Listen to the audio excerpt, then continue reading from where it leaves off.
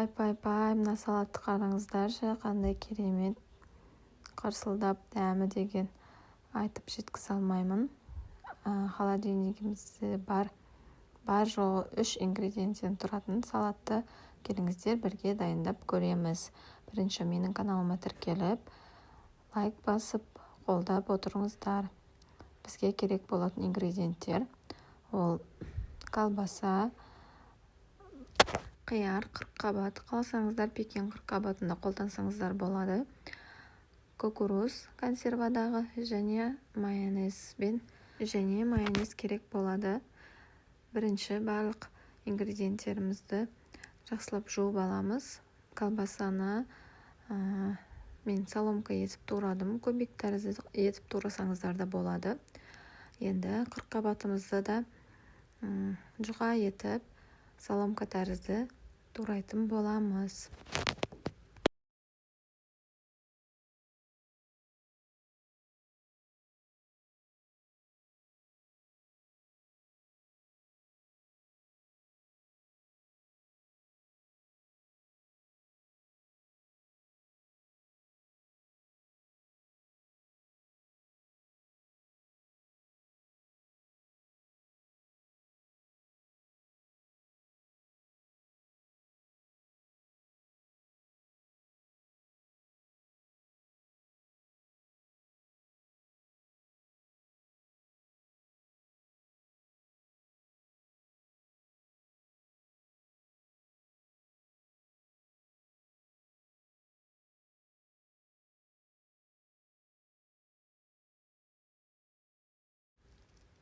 Қалауларыңызға қарап, көбік тәрізді турасаңыздар да болады.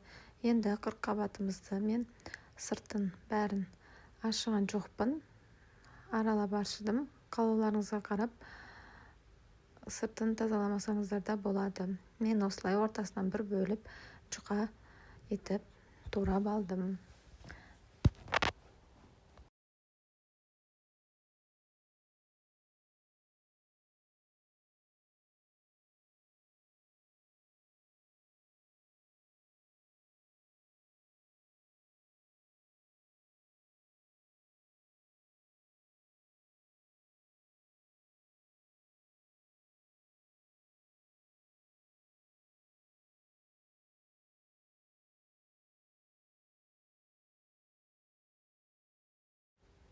Бұл салатты түскі асқа да, кешкі асқа да дайындап жесеңіздер болады. Үйдегі бар ингредиенттен жасалады. Көріп тұрғандарыңыздай, егер үйде колбаса болмаса, колбаса қоспай дайындасаңыздар болады. Осындай керемет болып шығады. Қонақ күткенге де дайындасаңыздар, еш өкінбейсіздер. Мінекей, ингредиенттеріміздің барлығын турап алдық. Қалауымызға қарай мен тұз салдым. 4 ас қасық кукуруз салдым. Егер үйде горох болса, горох қоссаңыздар да болады орнына.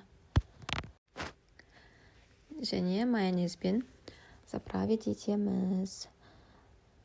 Менің видеоны соңына дейін қарап, лайк басып, комментарий жазып қолдап отырғандарыңыз үшін рахмет. Алда әлі күшті рецепттер болады.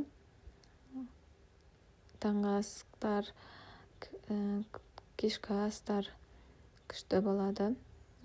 Салатымыз дайын. Ас болсын, каналыма тіркелуді ұмытпаңыздар.